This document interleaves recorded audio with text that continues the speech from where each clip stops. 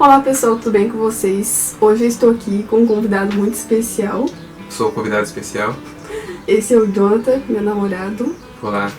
E hoje ele foi convidado para participar comigo desse vídeo, em que nós vamos falar um pouco sobre Santo Agostinho, mais especificamente sobre a física de Santo Agostinho, que está nesse livro aqui chamado Confissões, que já apareceu aqui no canal, como vocês podem ver acessando os últimos vídeos.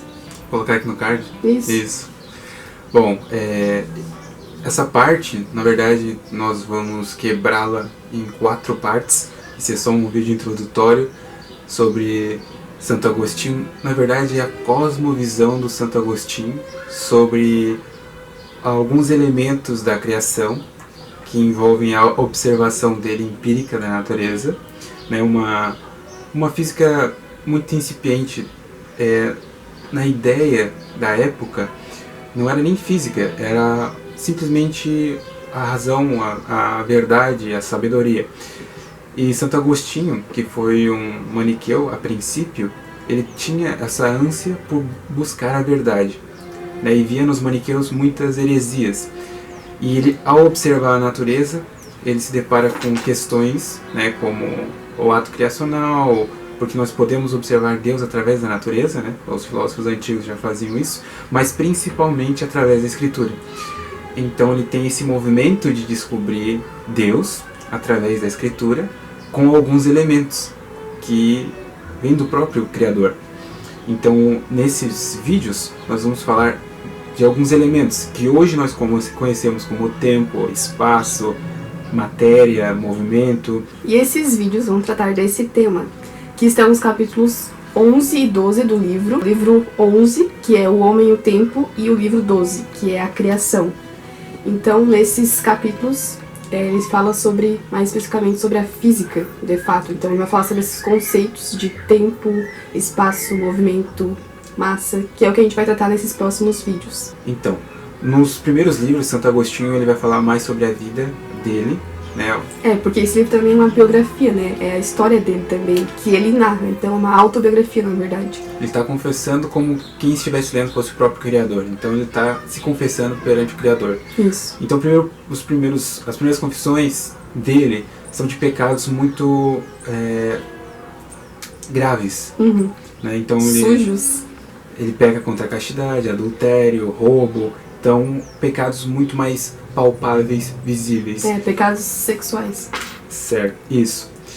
E no final ele tem o pecado da ignorância, se a gente pode dizer assim, porque ele consegue perceber a profundidade da ignorância que ele estava e a grandiosidade que é a sabedoria de Deus. Né? Até muito citando o rei Salomão, né? No livro Sabedorias, que ele utiliza também muito no livro Confissões, Santo Agostinho. Nesse livro parece que o Santo Agostinho ele tem esse propósito de ressaltar a majestade e a grandiosidade de Deus e assumir a própria ignorância, a própria pequenez. Então isso fica bem evidente nesse livro das Confissões. E todos esses conhecimentos que ele adquiriu, que ele conquistou, foram justamente pelo desejo, pela ânsia dele de conhecer de fato a verdade. Então ele só se converteu porque ele tinha no coração dele muito forte esse desejo de conhecer a verdade. Exatamente, e essa busca que culminou todos esses questionamentos, que também vinham muito da tradição dos maniqueus, né? Perguntas como o que Deus fazia no início do tempo, onde estava Deus no início do tempo, por que Deus criou o mundo. Então essas perguntas rodeavam o Santo Agostinho, e ele, pela busca do conhecimento, pela busca da verdade absoluta, ele consegue, em algumas questões, resolvê-las. Esse sistema criado por Santo Agostinho é o que hoje a Igreja nos traduz como: o Deus que se manifesta na natureza é o mesmo Deus que se manifesta na Escritura. Porque se assim não fosse, nós teríamos duas divindades. Uma que se manifesta na natureza, por meio da observação, e outra que se manifesta na Escritura, por meio da revelação. Mas o que nós temos, na verdade, é a mesma entidade, é o mesmo Criador se manifestando nos dois. As duas começam a convergir, porque essa é a ideia. convergir para a mesma verdade. Mesmo que incipiente a observação da natureza, mas por meio da revelação ela pode ser conduzida para a mesma verdade. A gente decidiu fazer esses vídeos porque a gente estava lendo o livro Confissões, praticamente na mesma época. Eu terminei um pouco antes, mas a gente estava lendo basicamente na mesma época. E essa parte do capítulo 11 e 12, que fala sobre a física, a gente achou muito interessante, então a gente conversou bastante sobre isso e decidimos realmente fazer uma análise desses capítulos para gravar esses vídeos. E é muito interessante mesmo essa parte, principalmente aquela pergunta que eram os maniqueus que falavam, eu acredito, que era o que Deus fazia antes da criação do mundo. O que Santo Agostinho vai responder de uma forma genial, dizendo que essa pergunta não faz o menor sentido, justamente pelo conceito de tempo, né? O que é o tempo e o que é Deus também.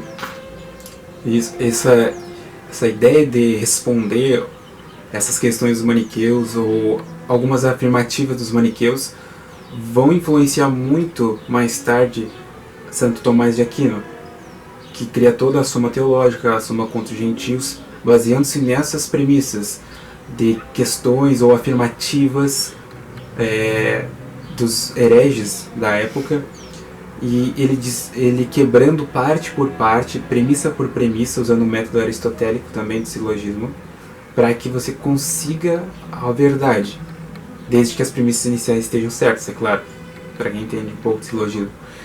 Mas Santo Agostinho faz meio que sem ter um intuito. Santo Tomás de Aquino vai ter um intuito depois conhecendo o método, mas Santo Agostinho não sabia e ele vai buscar essas informações. Então, o que Deus fazia, se o ato de Deus é externo a ele, se o ato não provém de Deus, então não é Deus. Então ele consegue comprovar que a pergunta não faz sentido nenhum e ela não pode ser utilizada, porque o próprio tempo é uma criatura.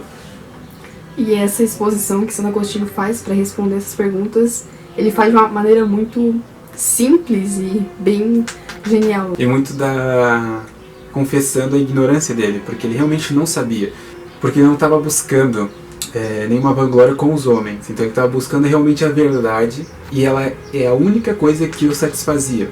E ele entendia que essa verdade, esse conhecimento provinha de Deus. E ele entendia, neste momento já, que na criação você via o Criador. Nas obras da criação você via o Criador. Então poderia retirar dali a resposta. Ao mesmo tempo, na Escritura, que é a revelação, também poderia ser retirado. Então, essa imagem, ela se traduz em a luz da verdade, a luz da razão, sendo iluminada pela luz sobrenatural da fé. Então a fé e a razão nunca caminharam separadas, só atualmente. Mas no princípio elas estavam juntas. E a fé iluminando a razão, ela pode alcançar o verdadeiro conhecimento, a verdade absoluta. Que na verdade é um pleonasmo, porque toda a verdade é absoluta. Então essa foi a introdução, basicamente, para falar um pouco sobre a cosmovisão, o pensamento de Santo Agostinho, que vai introduzir os próximos vídeos então.